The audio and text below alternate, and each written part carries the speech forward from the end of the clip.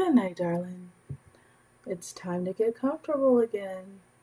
Take a deep breath, deeper.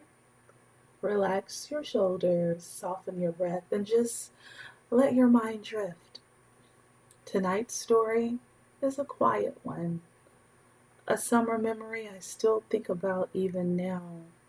This is close enough to feel it, a soft summer crush I never meant to have. So it began the summer after sophomore year when I picked up a babysitting job for a professor in the graduate department. His name, Professor Obiora. Older, distinguished, everything about him calm and deliberate. He spoke slowly, like every single word had weight.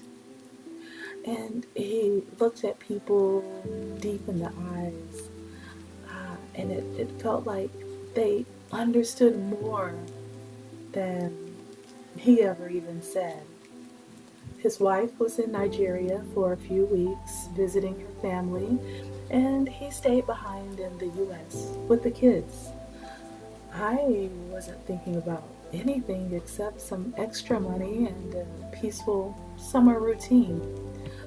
But life has a way of slipping feelings into places you didn't expect.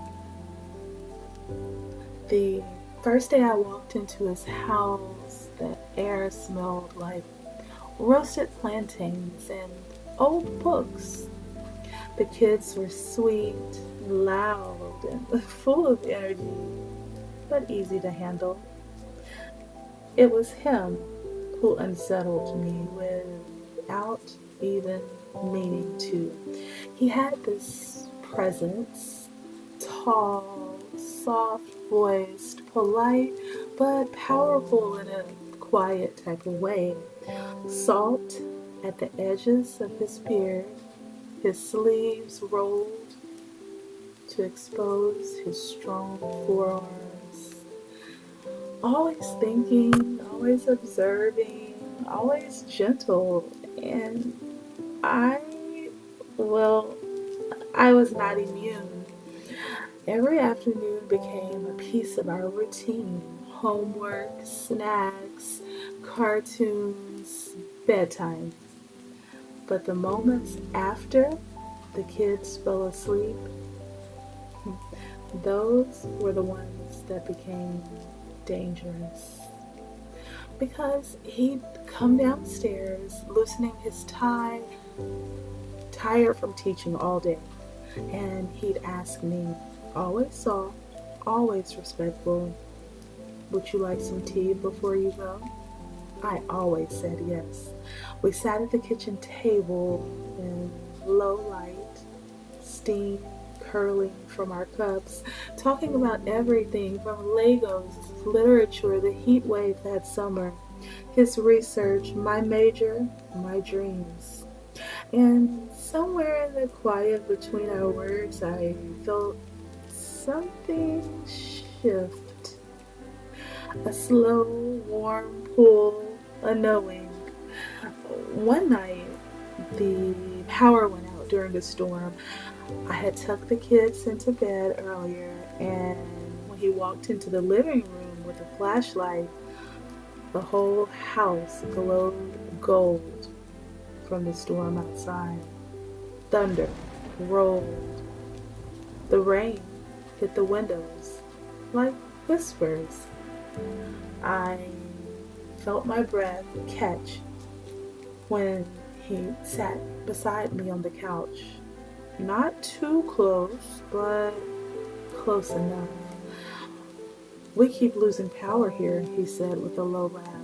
This house is older than I am. I laughed too, trying to steady the flutter in my chest. And then the moment happened. He reached to adjust the blanket the kids had left on the couch, and his hand brushed mine. Just lightly, barely anything, but it was enough. Enough to freeze us both, enough to make the air feel heavy, enough to make my pulse jump in my throat. He didn't move his hand right away, and neither did I. The rain sounded louder, the room felt smaller, and every inch of me was aware of him. The warmth of his arm, the clean scent of his cologne, the quiet breath he took as if he was deciding something and stopped himself mid-thought. Finally, he pulled back, slow, controlled, deliberate, and said in that warm, deep voice, "We should be careful." And he was right. We were careful. We never crossed the line, but the line was so thin, and we stood on either side of it more nights than I care to admit. Sometimes he'd look at me too long, and sometimes I'd find something to laugh at just to see his smile. Sometimes the silence between us felt like another heartbeat in the room. But then summer ended. His wife came home from Nigeria. The kids ran into her arms. Her laughter filled the house, and the space between him and me returned to what it always should have been. On my last day, he walked me to the door. "Thank you for everything," he said quietly. And then, softer, almost lost in the hum of the air conditioner, "You were a bright part of this summer." I nodded because I couldn't trust my own voice. We had never spoken about the almost. We never mentioned the moments where our breath caught, or where our hands brushed, or where our eyes lingered a little too long. But sometimes, late at night, I still think about that summer and what it taught me. About the warmth that never crossed the line, but warmed me all the same. Some crushes aren't meant to be stories. They're meant to be lessons, tucked quietly into the soft corners of your life. So rest your heart tonight.